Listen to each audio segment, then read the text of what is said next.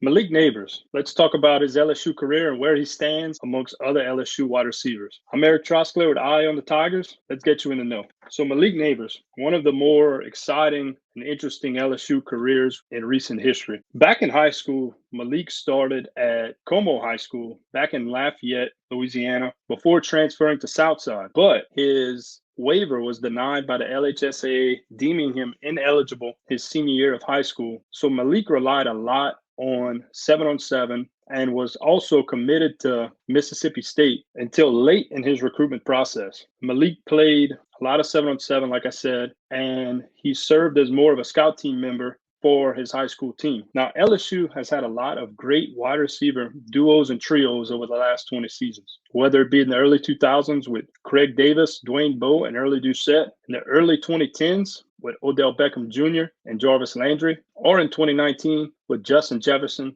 Jamar Chase, and Terrence Marshall, or here in 2023 with Malik Nabers, Brian Thomas Jr., and Kyron Lacy. Now let's get into it. Where does Malik stand among all of these great LSU wide receivers? Now, in the history of LSU football, we've had 8 wide receivers taken in the first round, and a noticeable amount of wide receivers also taken in the second round, most notably Josh Reed. So let's get into it. In my opinion, number 1 would have to be Wendell Davis. Now, Wendell Davis comes in ranked first in career receptions, 3rd in career receiving yards, and 8th in career touchdowns. While he was a little bit before my time, I've heard great stories, seen highlights. This guy was absolutely electric. Number 2 would have to be Michael Clayton. Coming in at 2nd in career receptions, this guy was not scared to go over the middle. Anything you put around him, he would come down with. Number 3 would have to be Josh Reed. Josh Reed is 4th in career receptions and tied for 10th in career touchdowns. Josh Reed was one of the more electric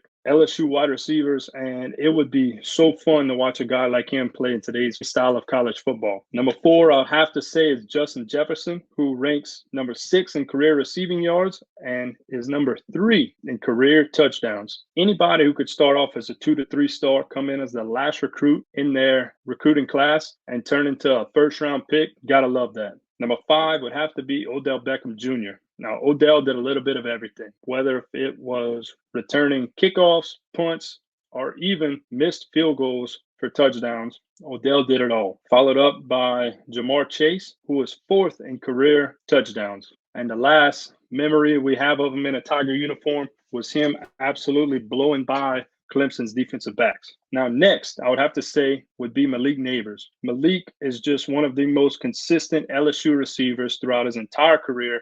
So much fun to watch. He was and still is he's electric. He can blow by you. He's not scared to go over the middle. Anything you putting around him, he's going to come down with. He's going to catch. He's not scared to block downfield.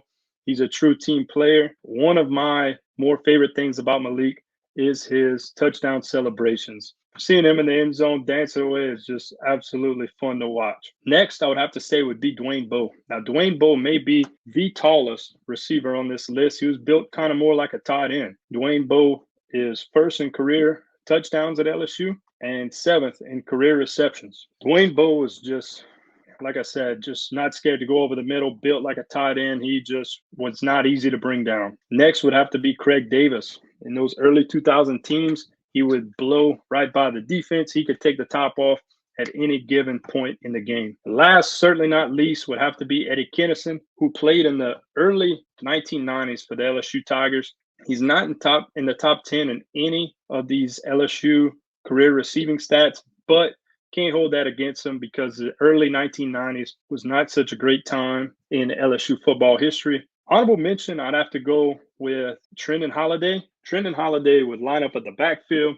He was a great returner, could take the top off of the defense, blow by you at any point in time. He would take the track speed directly to the football field. Eric Martin, who's another guy I've heard that was just absolutely consistent, maybe not the fastest, but one of the more consistent route runners, one of the more consistent LSU receivers. Followed up by Jarvis Landry, who was just so much fun to watch. Anything you put around him, he would come down with. Not scared to block downfield. He was just so much fun to watch with Odell Beckham. And last, certainly not least, an honorable mention would have to be Early Doucette. Early Doucette was kind of like Craig Davis as far as the speed, value, just true treat to watch in the LSU field. Now, all of these guys are great on this list. They're all in good company. So what say you, Tiger fans? Where would you put Malik Nabers amongst other LSU wide receivers? I'm Erik Trosclair at Easy Tro on Twitter. Follow Be in the Know on Twitter and visit theknow.com. Like I said, I'm Erik Trosclair with Eyes on the Tigers. Now you're in the know.